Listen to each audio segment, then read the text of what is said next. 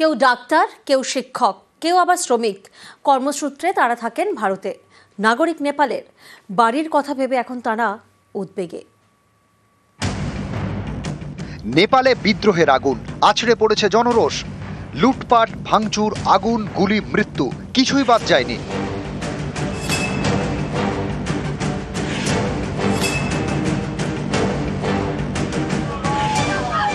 ভারতে থাকা নেপালের নাগরিকরা এখন উদ্বেগে দিন কাটাচ্ছেন।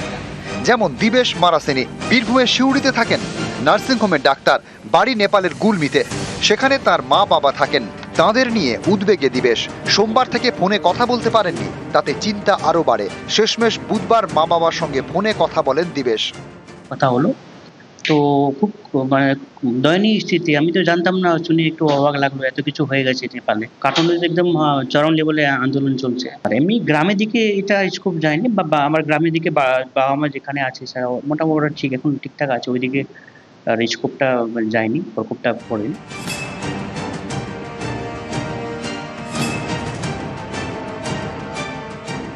বীরভূমেরই বোলপুর, এখানে বাড়ি ভাড়া নিয়ে থাকেন নেপালের প্রায় 25 জন নাগরিক। নাইট গার্ডের কাজ করেন।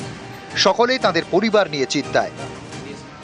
আমরা এখানে অনেক চিন্তায় আছি। আমরা পরিবার ঘরে অনেক দিন দিয়ে কথা বলতে পারি নাই। 4 তারিখ দিয়ে কথা বলতে পারি নাই। ফেসবুক, হোয়াটসঅ্যাপ, ইমো সব বন্ধ ছিল, সেই জন্য কথা বলতে পারি না। ঘরে অনেক অসুবিধা হয়েছিল, কী হয়েছে না হয়েছে কিছু জানা শোনা হয় নাই। সেই জন্য অনেক অসুবিধা চিন্তা করেছি।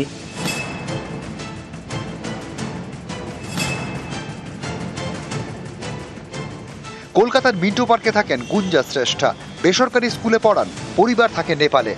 পরিবারের সদস্যদের সঙ্গে কথা বললেও চিন্তা কাটছে না। फैमिली काठमांडू में ही रहते हैं, वो लोग के साथ में मेरा संपर्क होते रह रहा है। आज से थोड़ा आर्मी ने वहाँ पूरा कब्जा कर लिया है, आर्मी शासन हुआ है, तो अभी शांत है काठमांडू में, उतना वो झमेला नहीं है।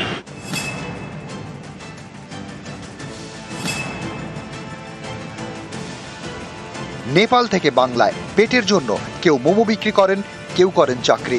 সকলে এখন উদ্বেগে। थोड़ा थोड़ा तो टेंशन होगा ही, क्योंकि मैसेंजर पे बात हुआ कुछ दिन, अभी वहाँ उतना समस्या नहीं है। लेकिन मेन है काठमांडू, और मेरा बॉर्डर साइड है, जो जनकपुर साइड तो मेरा घर है, वहाँ पे उतना टेंशन नहीं है। तो वहाँ भी कुछ मैंने नगर पालिका कुछ तोड़फोड़ किया है, सुना है हमने वहाँ भी, लेकिन कुछ नुकसान नहीं हुआ उसमें। আমার বোন থাকে কাঠমান্ডুতে, 2-3 দিন হয়ে গেল কন্টিনিউ ফোন, ওর টোটাল নেট ফেট সব অফ আছে, তাই জন্য ওনার সঙ্গে কোনো কন্ট্যাক্ট নেই। লাস্ট কথা হয়েছে 7-8 দিন আগে। খুবই খারাপ, এখানকার পরিস্থিতি খুবই খারাপ। মেনলি কাঠমান্ডু বহুতই খারাপ আছে। তো ওনার সাথে আমাদের কোনো কন্ট্যাক্টই হচ্ছে না এখন, অনেক চিন্তা হচ্ছে।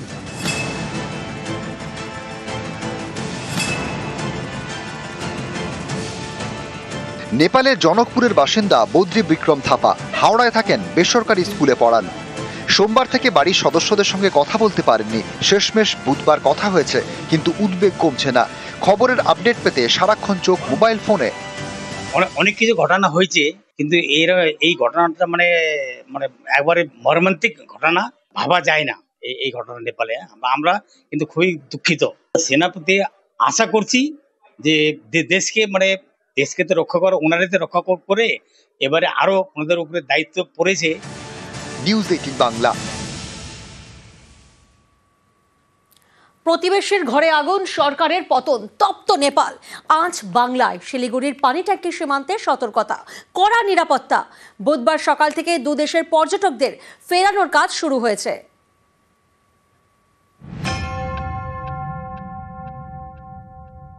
सर्व बहुत बुरा हालत है, बुरी हालत है। सब तोड़ फोड़ हो गया है, भंसार और सब ऐसे है। हम तो निकाल रहे हैं सर। अभी क्या आग जल रहा है? नहीं, अब थोड़ा जल रहा है, बुझा रहा है सर। डर है।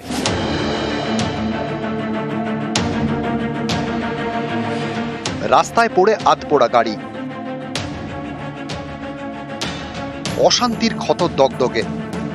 पुलिस कुछ नहीं है इधर, सब अपना रूम में बैठा है। पुलिस लोग अपना भवन में है, बाहर नहीं है। सेना लोग ने अपना देश संभाला है अभी। বুধবারও শিলিগুড়ির পানি ট্যাঙ্কি সীমান্ত থেকে নেপালে কালো ধোঁয়া দেখা গিয়েছে। সেখানে একটি সরকারি অফিসে আগুন লাগিয়ে দেন বিক্ষোভকারীরা। বিভিন্ন সরকারি অফিসের ধ্বংসাবশেষ তা কিন্তু পরিষ্কার পরিচ্ছন্নতে লেগেছে স্বয়ং আন্দোলনকারীরাও। কার্যত শান্তির পথে ফিরবে নেপাল মনে করছেন এখানকার বাসিন্দারা। দার্জিলিং এই জেলায় রয়েছে ভারত নেপালের 101 কিলোমিটার সীমান্ত। সীমান্তে শিলিগুড়ির পানি ট্যাঙ্কি, এপারে পানি ট্যাঙ্কি, ওপারে নেপালের ঝাপা জেলার কাঁকরভিটা। ভারত থেকে ওপারে নেপালের দূরত্ব মেরে কেটে 300 মিটার। মাঝে মেচি নদীর সেতু। সোম মঙ্গলে আগুন জ্বলেছে, বুধবার তুলনায় অশান্তি কম। এদিন দুদেশের পর্যটকদের দেশে ফেরানো হয় তাদের চোখে মুখে আতঙ্ক। এই দুদিন পরিস্থিতি খুব খারাপ ছিল, আমরা হোটেলে ছিলাম। এখন আপাতত পরিস্থিতি শান্ত। তারা সাধারণ মানুষের উপরে কোনো আক্রমণ করছে না, ওরা করছে সরকারের মানুষের, সরকারের বিল্ডিং ভাঙছে সরকারের উপরে, সব আক্রমণই সরকারের মানুষের উপরে, সাধারণ মানুষের উপরে কোনো আক্রমণ নেই।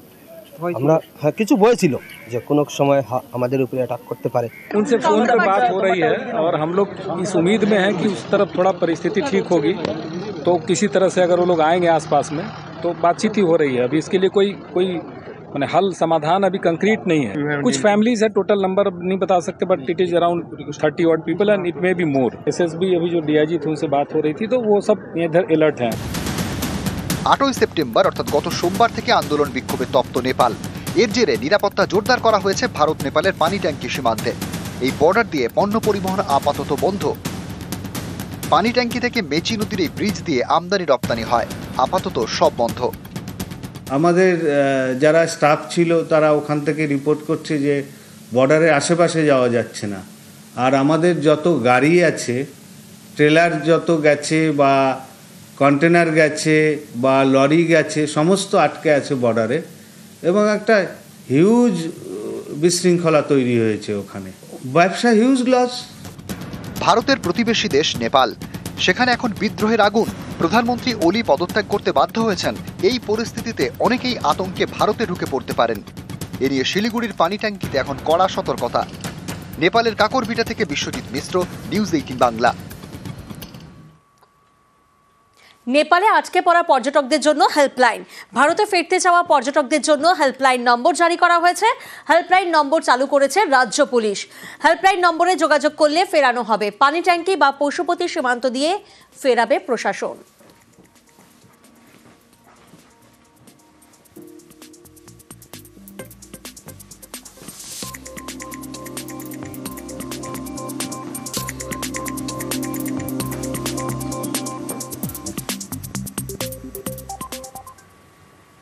অশান্ত নেপাল, পশ্চিমবঙ্গের ভারত নেপাল সীমান্তে সতর্কতা। উত্তরকন্যা থেকে পরিস্থিতির উপর সতর্ক নজর মুখ্যমন্ত্রীর। যেহেতু একটা ঘটনা আমাদের প্রতিবেশী রাষ্ট্রে ঘটেছে, সিএস আজকে যাবে, উনি ওখান থেকে মনিটরিং করবে। আমাদের স্টেট পুলিশও মনিটরিং করছে, জেলাও যেমন ডিএম এসপি থেকে শুরু করে মনিটরিং করছে, তেমনি আমি আজকেও থাকবো। একটু পিস সেটেলড হয়ে যায়, তারপর আমি কালকে যাওয়ার চেষ্টা করব। এখনো ঠিক করিনি। যদি সেটেলড না হয় তাহলে হয়তো আমাকে থেকে যেতে হবে, আর যদি সেটেলড হয় তবে আমি যাবো। তার কারণ হচ্ছে আমাদেরও তো একটা দায়িত্ববোধ আছে, এবং তোমরা দেখেছো যখনই কোনো প্রবলেম হয়েছে তখন কিন্তু দুর্দিনে সাথী হওয়ার চেষ্টা করেছি। সে রেল অ্যাক্সিডেন্টই হোক, সে জলপাইগুড়ির সাইক্লোনই হোক, সে মাল এই জলে ভেসে দেওয়াই হোক, যে কোনো ব্যাপারে।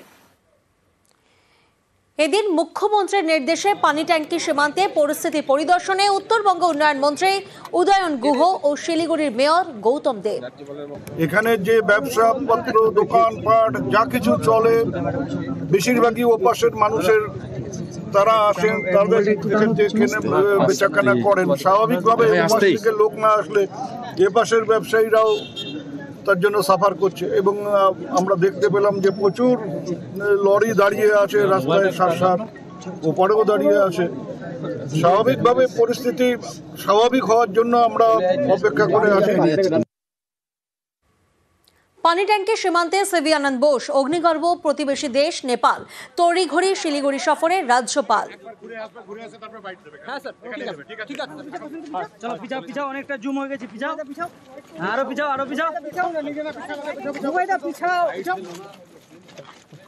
Everything is calm, quiet, normal. Our SSB is strong enough, competent enough to guard our borders. They are doing their duty very well. These are all issues which the government of India will sort out in the most appropriate manner. I will certainly give my assessment of the situation to all concerned.